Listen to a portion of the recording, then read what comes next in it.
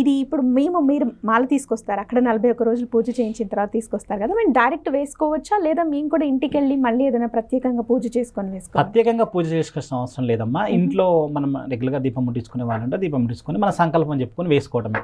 ఇంకోటి ఏంటంటే ఇంట్లో పెద్దవాళ్ళు ఉంటారు కదా, పెద్దవాళ్ళతో వేయించుకోవాలి. అమ్మ నాన్న ఉంటారు వాళ్ళతో, ఇంకా మన అమ్మ నాన్న లేని వాళ్ళు, ఇంకా మన ఇంట్లో ఎవరు పెద్దవాళ్ళు ఉంటే వాళ్ళతో వేయించుకుంటే మంచి శుభం. ఓకే. ఇంకొక మెయిన్ డౌట్, ఒక్కొక్కరు ఒక్కొక్కటి చెప్తూ ఉంటారు. ఇది తయారు చేసిన విధానం గురించి కొంతమంది ఒక్క చెట్టు పేరు చెప్తారు, ఇంకొందరేమో కాదు భూమిలో నుంచి తీసామంటారు, రకరకాలుగా చెప్తూ ఉంటారు. అసలు ఎలా తయారు చేస్తారు? అంటే ఒకటమ్మా, నేను మ్యానుఫ్యాక్చర్ చేసేటప్పుడు అయితే నేను చూడను, నాకు తెలియదు. అంటే స్వామివారి దగ్గర నుంచి తీసుకొచ్చేది కాబట్టి. అంటే ఇక్కడ ఏంటంటే కరుంగలి చెట్టు నుంచి తీస్తారని వాళ్ళు చెప్పిన మాట. కరుంగలి చెట్టు అంటే మన దాంట్లో ఏమో జమ్మి చెట్టు అంటారు కదా, జమ్ము చెట్టు నుంచి తీస్తారు అనేది వాళ్ళు చెప్పిన మాట.